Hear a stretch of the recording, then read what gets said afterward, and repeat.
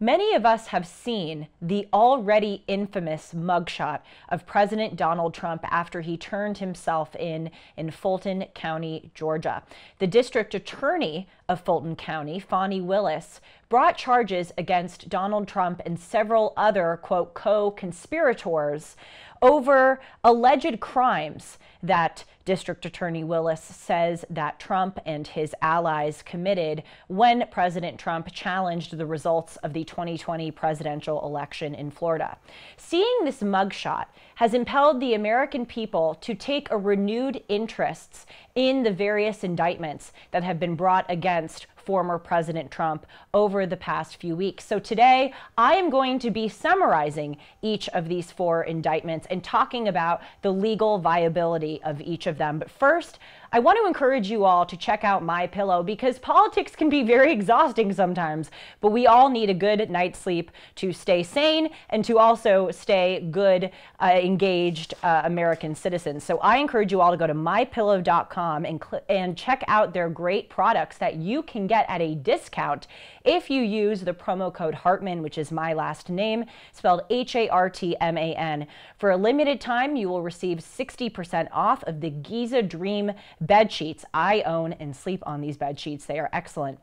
That comes with a 60-day money-back guarantee and a 10-year warranty. If you use the promo code Hartman, you will receive a set for as low as $39.99. And for a limited time, with any purchase, you will also receive Mike Lindell's soft cover book free when you use the promo code Hartman. Just go to mypillow.com and click on the radio listener square and use the promo code Hartman, or call 1-800-566-6745 and use the promo code Hartman. Along with this offer, you will get deep discounts on all MyPillow products, including the MyPillow mattress topper, MyPillow towel sets, and more.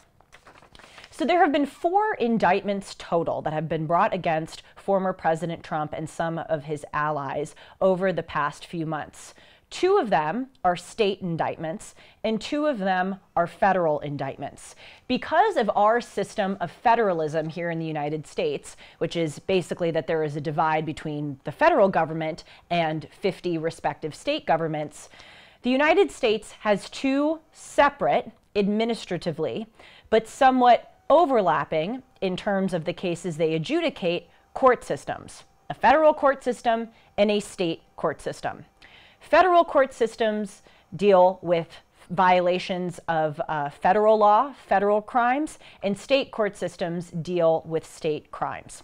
So a basic principle, before we get into the details of each of these 4 indictments, I just want to set the scene here. A basic principle of U.S. criminal law is that charges have to be brought against a defendant where the crime occurred. And so often there is an overlap between federal crimes and state crimes, because let's say you're in Arkansas and you murder someone in Arkansas. Well, that's a violation of Arkansas state crime, and that's also a violation of the federal legal code of the United States, which says that we cannot murder people. So often there is this overlap. But here in the case of Donald Trump, there are 2 of these indictments which are violated violations, alleged violations, I should say, of federal law, and they are being brought forth because of a special counsel investigation that our Attorney General appointed someone to investigate. And then 2 of them are violations of state laws. So that mugshot that you saw of Donald Trump, that is with regard to a violation, alleged violation. I'm always forgetting that word alleged because until he is proven guilty, it is alleged. An alleged violation of Georgia's racketeering law. So one of these indictments concerns conduct before Donald Trump became president. This is alleged mishandling of business keeping laws. 2 of these indictments concern President Trump's alleged conduct after the 2020 election, but before President Biden's inauguration on January 20th, 2021. And then one of the indictments concerns President Trump's alleged conduct after he left office, that is alleged mishandling of classified documents. So let's start with this first indictment. We're going to go in chronological order here. So this first indictment dealt with alleged dealings of Donald Trump before he became president. Donald Trump has been indicted by Manhattan District Attorney Alvin Bragg on 34 counts of violating New York State's business record-keeping law as a consequence of payments that Trump's then lawyer, Michael Cohen, made to adult film star Stormy Daniels. The Trump Organization reimbursed Michael Cohen for these payments, but Bragg is alleging that the record-keeping of these reimbursements was not truthful, okay? So the District Attorney Alvin Bragg convened a grand jury to indict former President Trump. This had to do with these payments way back in 2006. So Donald Trump and Melania Trump were married in 2005, and then in 2006, Donald Trump had an affair with Stormy Daniels. This is also really sadly when Melania was pregnant with their son, Barron. So when Donald Trump became a candidate back in 2015, Stormy Daniels began to demand money for silence, $130,000 to be exact. So back then, in 2015 or so, the Trump Organization wired $130,000 to Stormy Daniels through Trump's attorney, Michael Cohen. This expense was recorded on the company books as legal fees. So the indictment here is alleging, wait a minute, this is a violation of business record-keeping laws because these were not legal fees. These were hush money payments to an adult film star, okay? So this is a falsification of business records. Falsification of business records is a misdemeanor under New York law. It's not a felony, frankly, because it happens all the time. People will, take money out of their company's account to pay for all of their employees to get lunch one day, and then they will cite that expense as something vague and different. I'm not saying that it's okay, but it just is a fact that this happens all the time, hence why under New York law this is a misdemeanor. So in order for District Attorney Alvin Bragg to ratchet this up to a felony indictment, he needed to show that this falsification was designed to conceal another crime.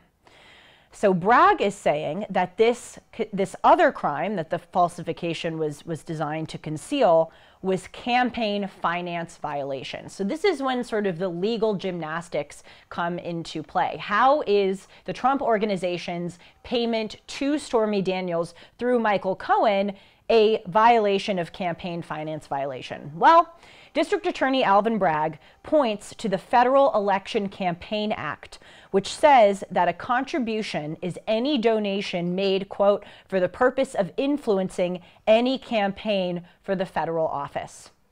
So Bragg is saying, well, clearly this payment, which was not accurately kept in the records of the Trump Organization, clearly this payment fits the bill of a contribution because it was for the purpose of influencing a campaign for the federal office. And it is illegal for a corporation, i.e. the Trump Organization, to make contributions to a campaign for federal office. So thus, this is a violation of campaign finance law. As I said, a lot of legal gymnastics here. But here is what District Attorney Bragg is overlooking. The Supreme Court has established an objective standard for what it means that a contribution influences any federal election, because that is very vague, and a lot of different things could be considered to be contributions when they may not be. So the Supreme Court has established a standard.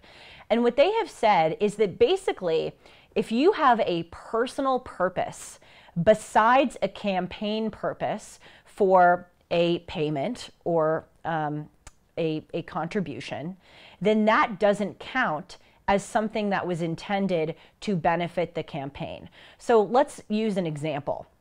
If someone goes out and buys an expensive suit and their company pays for that expensive suit, that doesn't count as a campaign expense because you need to be clothed. In other words, it is likely that person would go and buy a suit outside of the fact that he is running for office. So you have a personal reason besides a campaign reason for making that expense. It doesn't count as a campaign expense.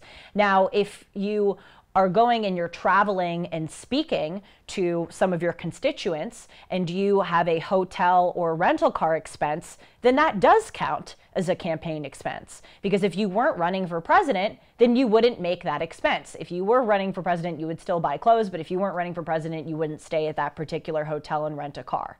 So given that criteria, we can see that Donald Trump's payment to Stormy Daniels through Michael Cohen doesn't count as a campaign expense because he had a personal purpose besides a campaign purpose for doing that. He didn't want it to be public for his own personal reasons that he had a fling with an adult film star. He wanted to spare his wife and son the public embarrassment of his affair. He also wanted to keep up a lucrative television career in addition to a possible political career. So he had other purposes for doing this, which is probably, if they get a fair jury, going to lead to this indictment not going where District Attorney Alvin Bragg will want it to go. So that's the first indictment. It is a state indictment in New York, and it has to do with conduct before Donald Trump was president. Now let's go on in chronological order to the second indictment. This is a federal indictment that was brought in the federal district court for the District of Columbia, i.e. D.C., Washington, D.C., and it was brought by special counsel Jack Smith, who Attorney General Merrick Garland appointed to investigate Donald Trump's behavior in the 2020 presidential election. So special counsel Jack Smith has indicted Donald Trump on 4 counts relating to Trump's belief that the election had been stolen from him.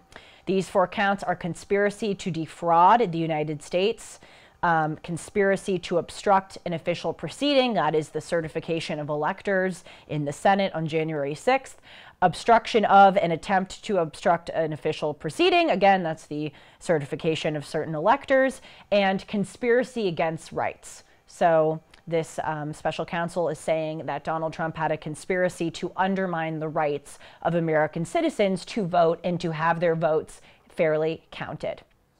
The critical allegation in this indictment is that Donald Trump, quote, spread lies that he actually won, and these claims were false, and Trump knew that they were false. Why is this the most critical component of the indictment? It is because in criminal law, there is this element that is called mens rea. In Latin, it means guilty mind.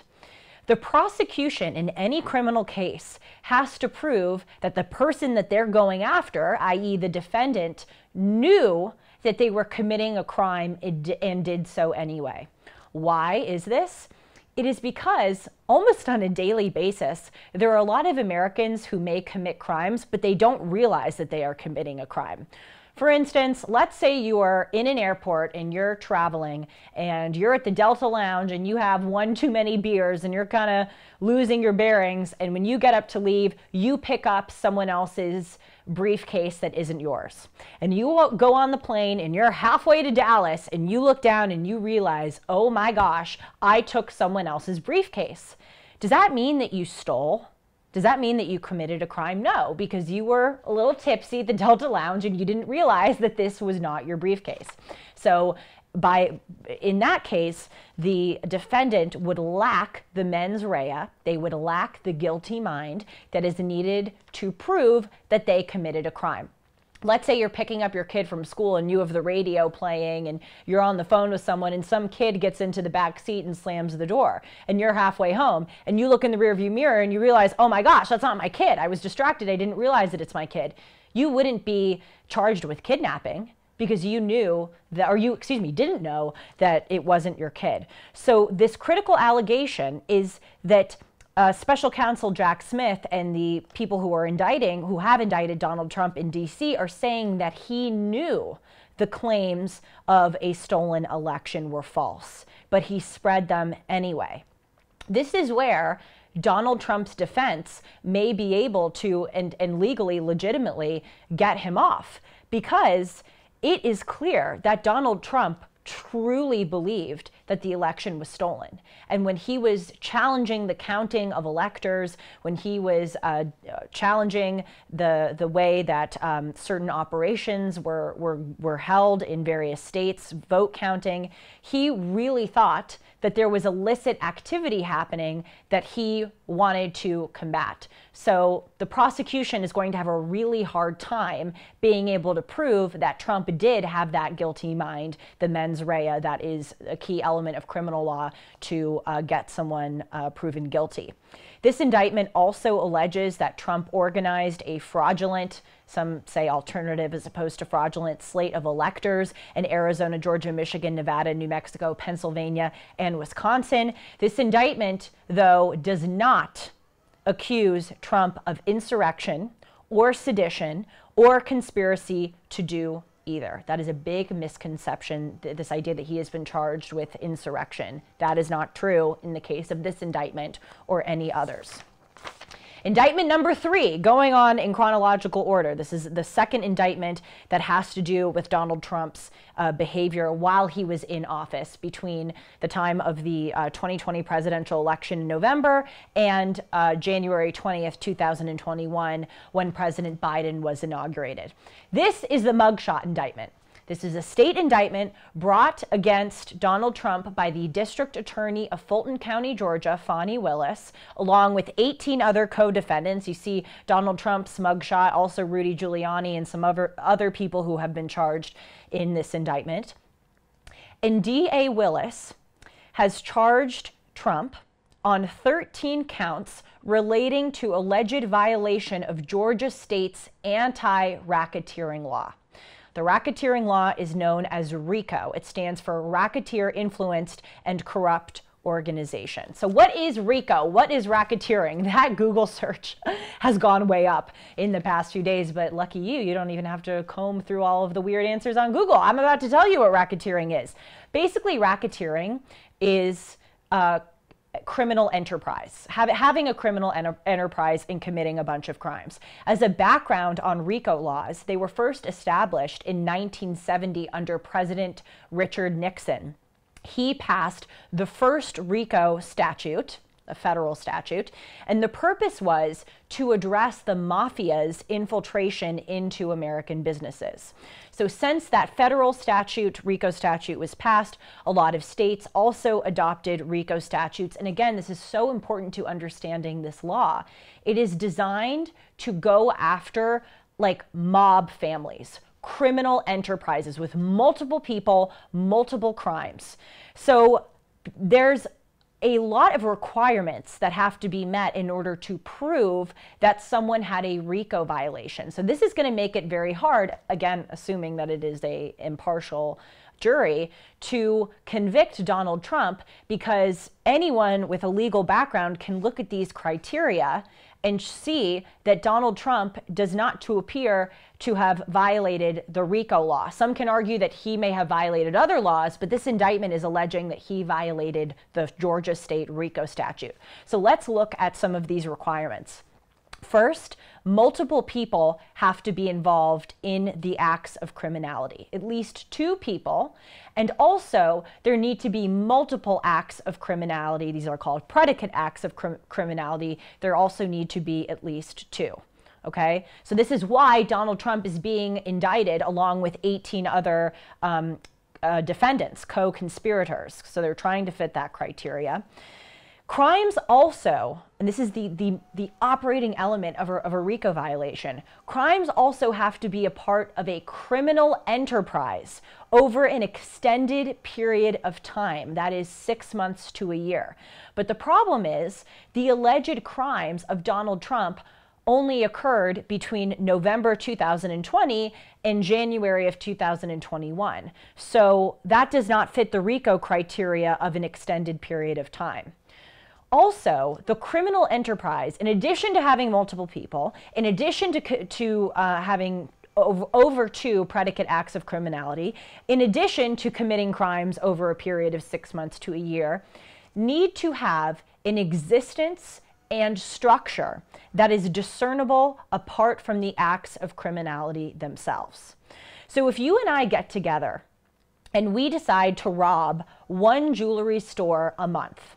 And we do this for every month for 2 years straight, but otherwise we don't associate together and don't commit or plan to commit other crimes and don't have any recognizable family or corporate organization, those jewelry store robberies are not RICO violations.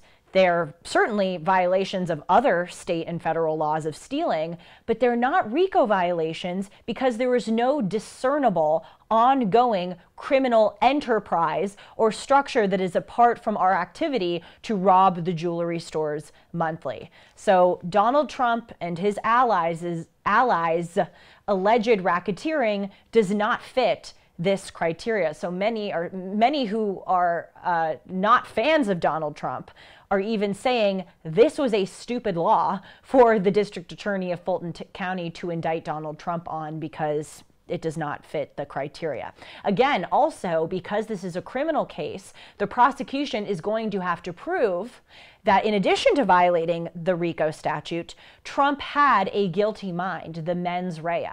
And here we see Donald Trump really did believe that he had the election stolen from him, that he was preventing something insane from happening, that is a takeover of an election. So they're going to have a hard time proving that he knew that he was guilty and nevertheless committed a crime. That brings us to indictment number 4, which concerns Donald Trump's alleged conduct after he left office. This is a federal indictment. Again, there have been 2 state, 2 federal, in the federal district court for the Southern District of Florida, and it is brought by special counsel Jack Smith. Out of all 4 of the indictments, this one has the most legal teeth. The one that may be the most likely to get Donald Trump into some serious trouble, precisely because of this guilty mind mens rea component, which I'm going to get to in a moment. But first, let's set the scene. Donald Trump has been indicted on 40 counts relating to retaining, concealing, and harboring classified documents after he left the presidency on January 20th, 2021. This indictment was filed in the Southern District of Florida because that is where the alleged crimes happened. He held these documents at his estate in Palm Beach, Florida, Mar-a-Lago, which is in the Southern District of Florida. So these counts include willful retention of national defense information, conspiracy to obstruct justice, withholding a document or record, corruptly concealing a document or record, scheme to conceal, altering, destroying, mutilating, or concealing an object. So here's where the mens rea component comes in. President Trump has said publicly, as part of his defense, that he was allowed to take these documents from the White House to Mar-a-Lago and keep them even when the federal government wanted him to turn it over under the Presidential Records Act. He says that that Presidential Records Act allowed him, once he left office, to declassify whatever he wanted to declassify. But here's the problem. There's evidence that Donald Trump tried to destroy surveillance footage of him moving around classified documents. And so that shows, according to mens rea, that Donald Trump did have a guilty mind. If he really thought that he could just declassify any documents under the Presidential Records Act, then he wouldn't try to destroy footage of him moving around classified documents. The only reason why you destroy footage is because you think you're guilty of a crime. So it will be pretty easy for the prosecution to be able to prove that Donald Trump knew he was guilty, knew he was violating the law, and nevertheless still did it. Also, damningly for President Trump, there is a tape, which we are about to play, of a conversation that Donald Trump had at Mar-a-Lago with a journalist and a staffer. It is unclear if President Trump knew that he was being recorded. This is in July of 2021 at the Bedminster Club in New Jersey. That's one of the Trump clubs. And in that tape, you can hear Donald Trump saying that the documents that he is showing are highly confidential. He says, quote, secret, this is secret information. And then he says, see, as president, I could have declassified it, and now I can't. Let's hear part of the clip. Well, with Milley, let me see that. I'll show you an example. He said that I wanted to attack Iran. Isn't it amazing? I have a big pile of papers. This thing just came up. Look.